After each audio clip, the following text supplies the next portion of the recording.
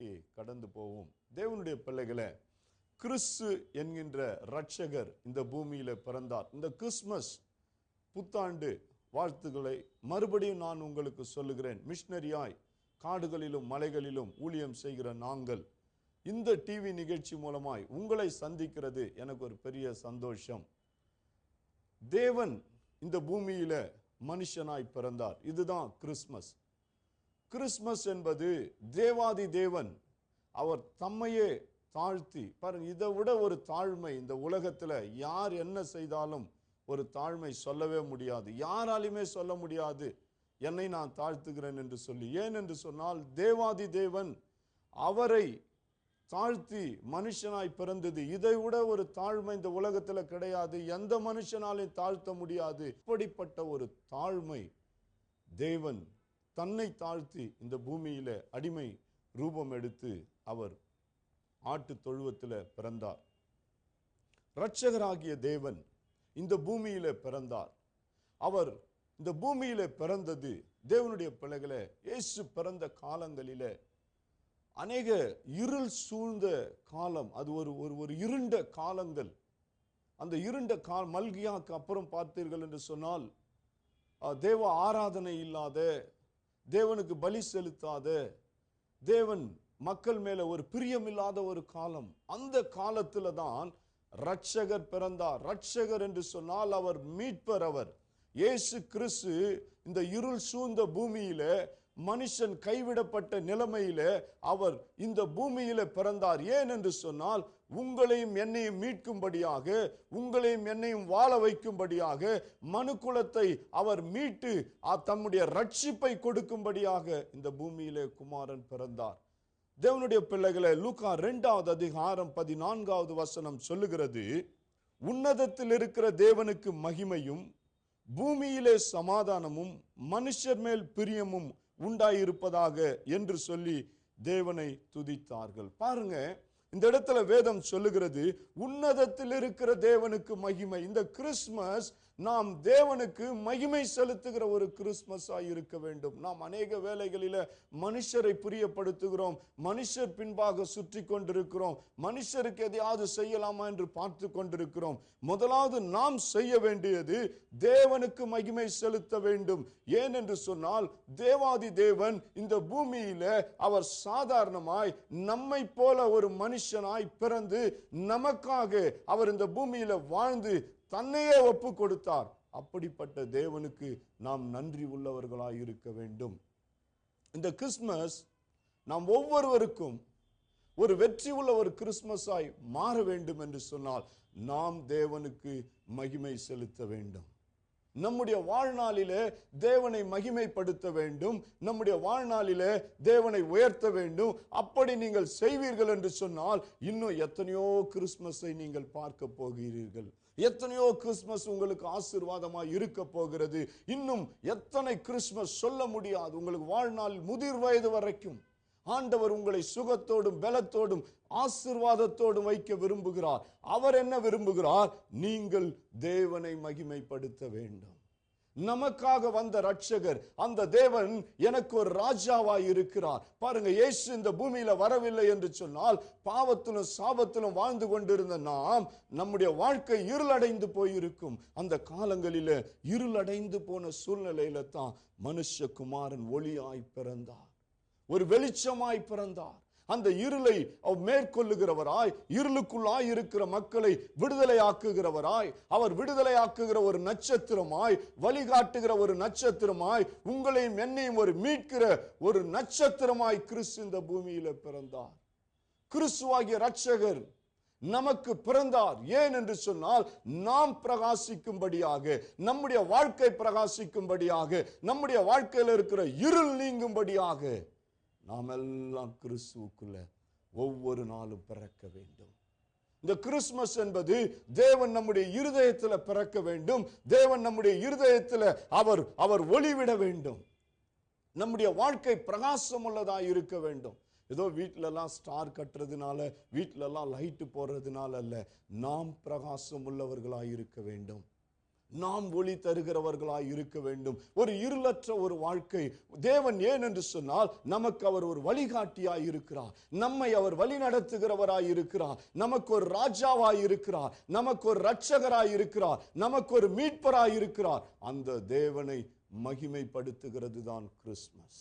இரண்டாவது, பூமியிலே சமாதானம். இந்த பூமியில சமாதானம் இல்லாமல் இருந்தது. தேவனுடைய பிள்ளைகளை, இன்றைக்கும் அநேகருடைய வாழ்க்கையில ஒரு சமாதானம் இல்லை. சமாதானம் இல்லாதவர்களாய், ஒரு இருளடைந்து போனவர்களாய், இன்னும் ஒரு வழி இல்லாதவர்களாய், ஒரு மீட்பு இல்லாதவர்களாய் இருக்கிறார்கள். இன்றைக்கு ஒரே ஒரு வழி, கிறிஸ்துவை மகிமைப்படுத்துங்கள். கிறிஸ்து உங்கள் வாழ்க்கையில பிறக்க வேண்டும். இன்றைக்கு ஒவ்வொருடைய இருதயத்திலும் கிறிஸ்து பிறக்க வேண்டும். உங்களுடைய குடும்பத்தில் பிறக்க வேண்டும். பிறக்கிறது மாத்திரமல்ல, கிறிஸ்து உங்களுக்குள்ளாய் வளர வேண்டும். கிறிஸ்துவனுடைய வார்த்தை வளர வேண்டும். தேவனுடைய சத்தியம் வளர வேண்டும். தேவனுக்கு ஒப்பு கொடுங்கள். தேவன் உங்களை ஆசீர்வதிக்க வல்லவராய் இருக்கிறார். இரண்டாவது பார்க்கும்போது சமாதானம். இன்றைக்கு அநேக மக்களுடைய வாழ்க்கையில சமாதானம் இல்லை.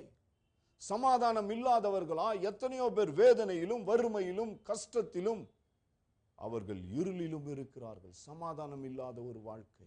எதையெல்லாம் செய்து பார்த்தாச்சு, சமாதானம் இல்லை. ஒரு சமாதானத்துக்கான வழி, ஒரே ஒரு வழி, கிறிஸ்து இன்றைக்கு உங்களை அவர் சமாதானப்படுத்துகிறார். இதுதான் கிறிஸ்துமஸ். கிறிஸ்துமஸ் என்பது தேவன் நம்மை சமாதானத்தோடு கூட வைக்கிறது. ஒரு பாவத்தினாலோ ஒரு உலக காரியத்தினாலோ வருகிற சமாதானம் அல்ல, இது தேவனால் கொடுக்கப்படுகிற சமாதானம். இந்த சமாதானம் தேவன் மூலமாய் கொடுக்கப்பட்டிருக்கிறது. ஏன் என்று சொன்னால், பூமியில மனுஷன் சமாதானம் இல்லாதவனாய் இருந்தான். தேவனுக்கும் மனுஷனுக்கும் ஒரு பிரிவினை இருந்தது.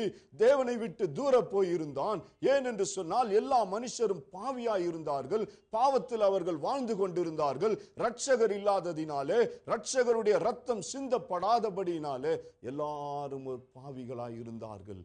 அதனால தான் தேவனோடு கூட ஒரு சமாதானம் இல்லாதவர்களாய், ஒரு சமாதானமற்றவர்களாய் இந்த மக்கள் இந்த தேசத்துல இருக்கும்போது வேதம் சொல்லுகிறது, பூமியில சமாதானம்.